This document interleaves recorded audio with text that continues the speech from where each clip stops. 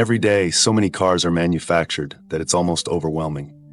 Each year, manufacturers aim to produce as many models as possible for future sales. However, not all of these cars end up being sold. A significant number remain unsold, left without owners.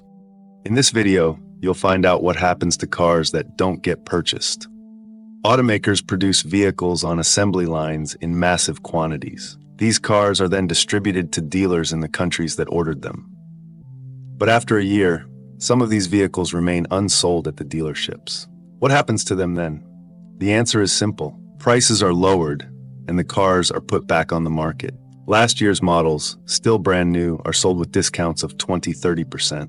But when March arrives and new batches of vehicles come in, storage space runs out.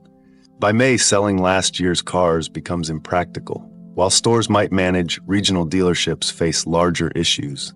Their warehouses hold over 100 unsold models, and there are thousands more in each region. Luxury brands also face similar challenges, although they produce cars in smaller volumes and face less demand than brands like Ford, Kia, Hyundai, and Mitsubishi. Of course, manufacturers try to forecast everything, where demand is high and where it isn't.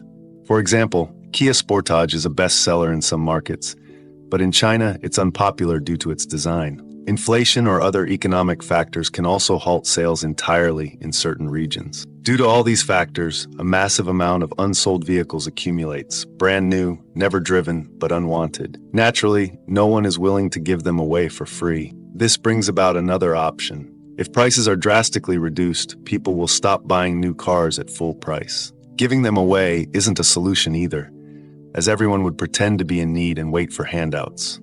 The only viable solution is to gather these cars in one place and abandon them as scrap. This is why car graveyards exist in every country, and there are many of them. The sight of these lots brings tears to those who have been saving for a car but couldn't afford one. Interestingly, these lots don't only hold brand new vehicles. After the recent Dieselgate scandal in the US, all recalled Volkswagen cars, ranging from 1 to 3 years old, hundreds of thousands of them, were gathered in one place, where they remain to this day. It's a heartbreaking sight, almost new vehicles left to decay. One lot alone houses 300,000 Volkswagen cars. There are thousands of similar sites worldwide. Where do they eventually go? They are recycled, turned into scrap metal. The process is long and sorrowful. Wheels, fuel tanks, and seats must be removed, the cars compacted into bricks, and only then sent to furnaces for melting. So, if you've been saving but couldn't manage to buy one, your car might be sitting on one of these lots, waiting to be melted down. Also, check out our video about how millions of people in Hong Kong live in tiny rectangular spaces of just 20 square feet. Or our video on the most isolated city in the world, where getting there is tough, but people still manage to live.